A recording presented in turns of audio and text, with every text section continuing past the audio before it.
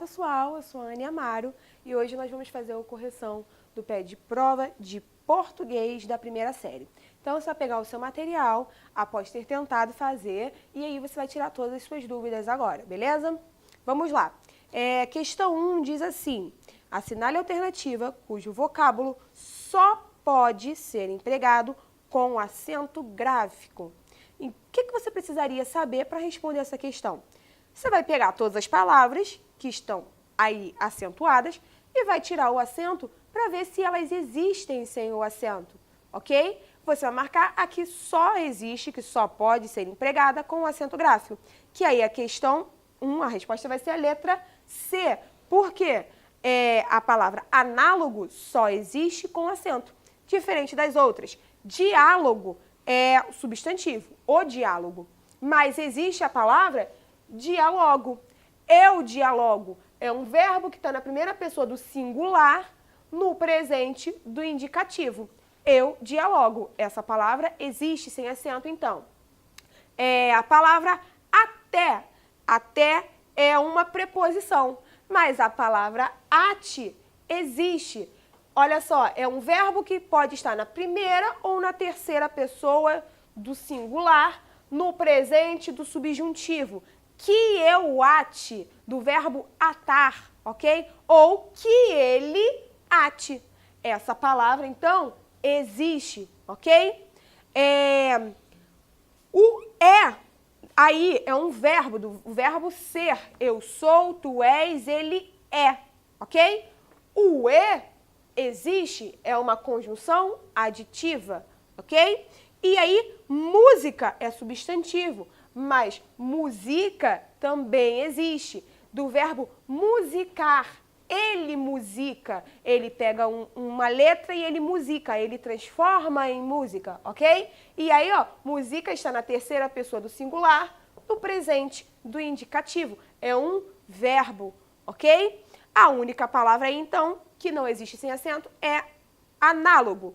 E esse exercício deixa muito claro para nós a importância da acentuação, principalmente na hora de fazer uma redação, de responder uma prova discursiva. Se você esquece o acento gráfico, você pode estar mudando completamente o significado da palavra.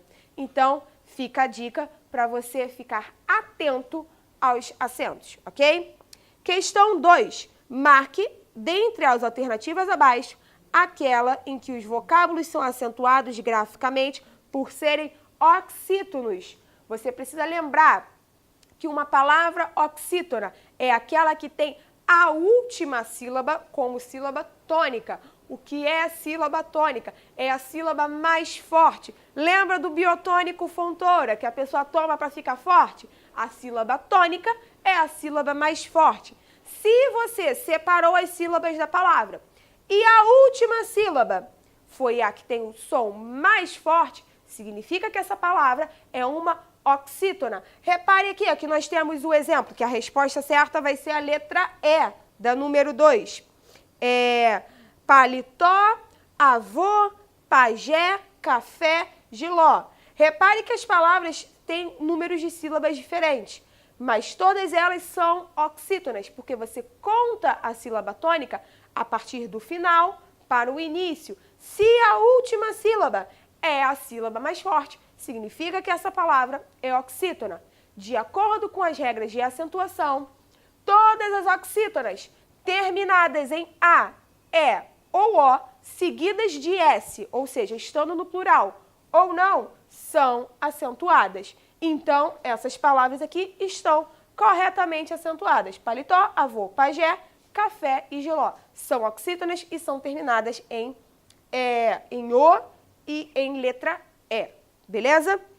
Então, questão 2, letra alternativa E. Questão 3. Diante dos fatos marcantes da infância, eu não podia acreditar na inocência de meu pai.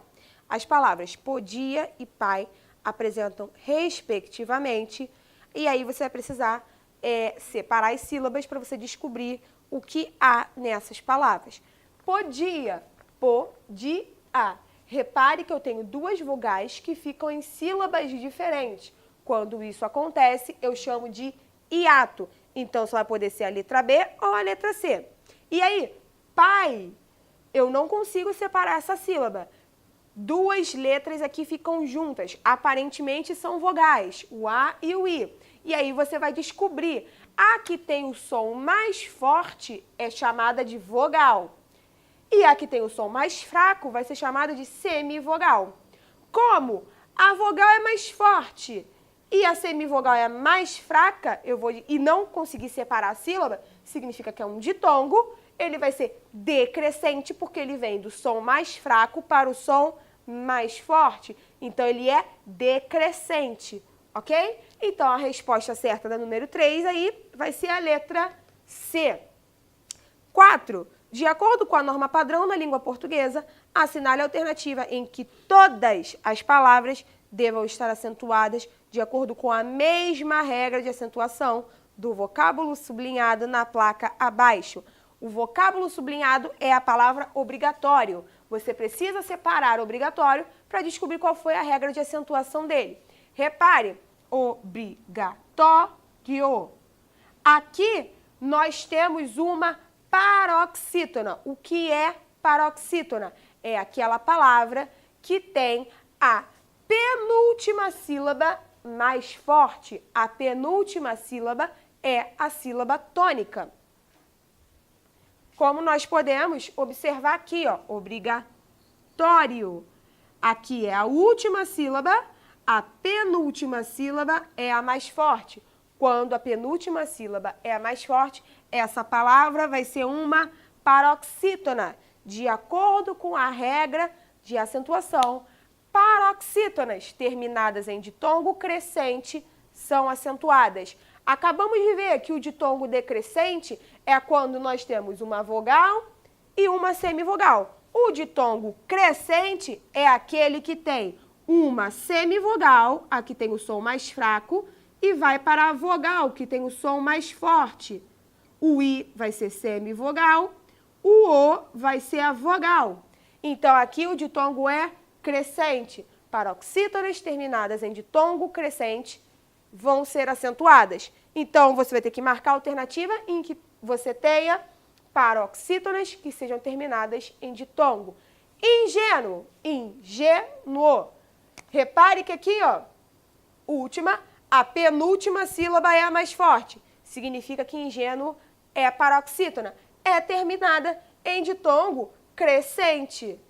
Então, essa aqui está acentuada da mesma forma que obrigatório. Várzea, penúltima sílaba é a mais forte. Significa que essa palavra é paroxítona. Ela é terminada em ditongo crescente, ó. Semivogal, vogal. Semivogal é o E, a vogal é o A. É ditongo crescente.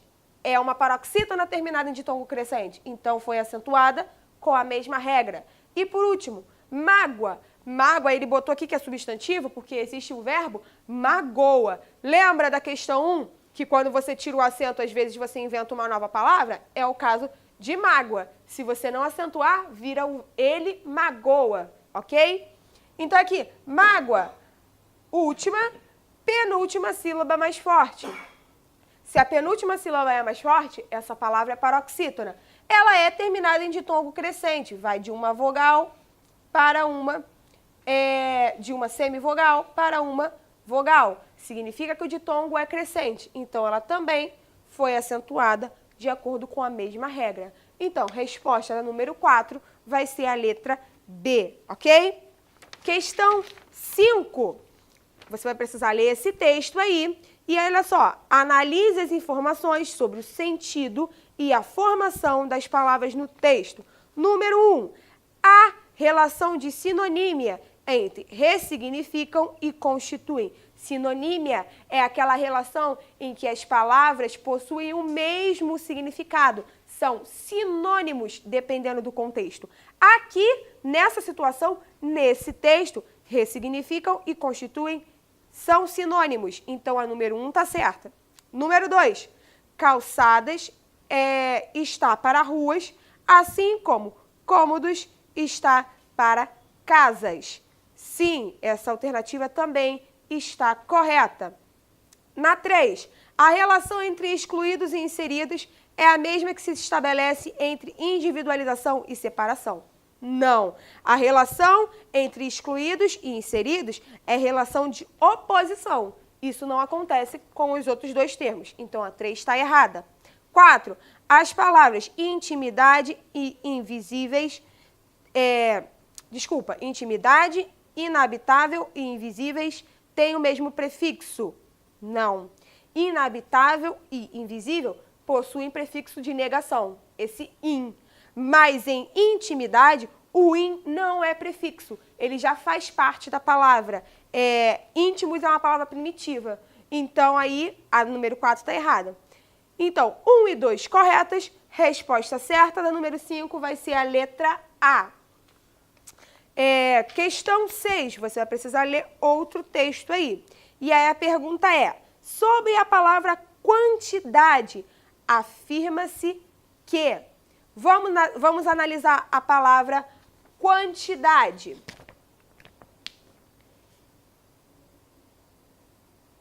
Quantidade. Repare que aqui eu tenho o fonema do que, do U, você não fala quantidade, você fala quantidade. Então, você ouve o que, você ouve o U.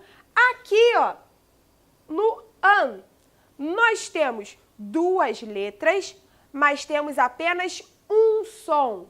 Nós temos um dígrafo, ok? Um dígrafo vocálico, porque eu tenho duas letras, mas eu só ouço a voz, eu só ouço o som de uma vogal, o an, ok? Quantidade, aqui eu continuo escutando os outros fonemas. Então, nós temos 1, 2, 3, 4 com o T, 5 com o I, 6 com o D, 7 com o A, 8 com o D, 9 com o E. Nós temos 9 fonemas. Fonema é o som, ok? Mas nós temos 10 letras. 10 letras porque o N é uma letra. Ele só não está... o fonema do N é o N, ok? E aqui ele não está tendo esse som de na, né, ni, no, nu. Então, o fonema do N não aparece, você não escuta, mas a letra está sendo escrita. Então, aí, ó, letra A diz assim, tem o mesmo número de letras e fonemas. Não, tem 10 letras, mas tem 9 fonemas. Possui um encontro consonantal. Não, o encontro é vocálico. Olha aqui, no U e no A, nós temos um encontro vocálico. Letra D, possui 2 dígrafos? Não, possui apenas um dígrafo vocálico, que é o AN, ok? Só temos um dígrafo. E tem 8 fonemas? Não, a palavra tem 9 fonemas. Então, a resposta certa, da número 6, é a letra B. Tem um dígrafo vocálico. Realmente, possui um dígrafo vocálico, tá? Questão 7. Tem outro texto aí. E aí diz, analise os elementos mórficos das formas verbais e assinale V para as segmentações corretas e com F as falsas. Você precisa lembrar que as partes, os elementos mórficos do verbo são radical, vogal temática, desinência, ok? E aí pode acontecer ainda de ter um prefixo antes do radical. Lembra que o prefixo é um pedacinho de palavra que eu coloco antes do radical para formar uma nova palavra? Por exemplo, feliz é o radical. Infeliz, eu coloquei um prefixo, formando uma nova palavra. Então aí, ó, em antecedeu, os elementos mórficos estão separados corretamente. Então é verdadeiro. Descobriu, falso. Dispunham, verdadeiro. Conseguiram, falso. Então, verdadeiro, falso. A alternativa certa da número 7 vai ser a letra A, ok? Questão 8. Você vai precisar ler uma tirinha aí, certo? E aí a questão diz, a polissemia consiste em atribuir a uma única palavra várias significações.